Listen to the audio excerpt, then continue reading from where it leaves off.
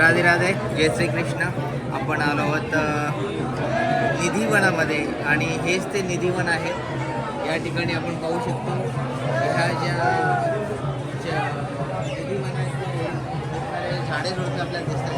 झाडे झुडपे नसून श्रीकृष्ण आणि गोपिका आणि राधाराणी या ठिकाणी रास लीला करत आहेत. आणि आज सुद्धा इतिहास असं सांगतंय की इथल्या आख्यायिकामध्ये सांगितलं जातं की रात्री राधा आणि कृष्ण आणि गोपिका या ठिकाणी येऊन आपली रासलीला करतात. या ठिकाणी रात्री कोणालाही येण्यामध्ये परवानगी नाही आहे, अलाउड नाही आहे. आणि या ठिकाणी जर एखादी व्यक्ती रात्री राहिली तर त्याच्यावरती कुठल्याही प्रकारचा त्याच्यावरती अशा प्रकारचा परिणाम होतो की ते तो स्वतः बेशुद्ध होऊन जातो किंवा त्याला काही सुचतच नाही किंवा वेड्यापणासुद्धा होऊ शकतो. अशा प्रकारचे काही गोष्टी आपण ऐकलेल्या आहेत. आणि या ठिकाणी बघू शकतो हे वन आहे आणि या ठिकाणी संरक्षित केलेलं आहे. या ठिकाणी आपल्याला आत्ता या वनामध्ये बरीचशी माकडं सुद्धा दिसतात, परंतु रात्रीच्या वेळी ते माकडं सुद्धा थांबत नाहीत. अशा प्रकारचं या ठिकाणी काहीतरी आहे. अशा प्रकारची आख्यायिका, अशा प्रकार इतिहास आपण ऐकलेला आहे आणि यूट्यूबवरती माहिती पाहत आहोत.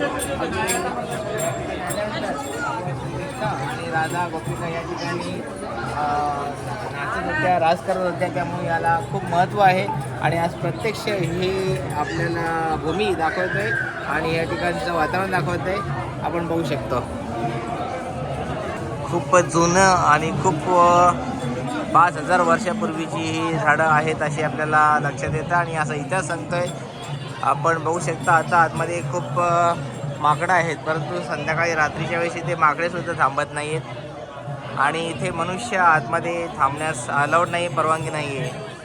संपूर्ण हे जे आहे हे भिंतीने आणि अशा प्रकारच्या कुंपणाने पॅक केलेलं आहे. आपण दर्शन घेऊ शकता. राधे राधे, राधे राधे. हे जे वृक्ष आहेत, ह्या वेली आहेत, ज्या लता आहेत, त्या खूप वर्षानुवर्ष पुराण्या आहेत. 5000 वर्षापूर्वीच्या या आहेत असं म्हटलं जातं.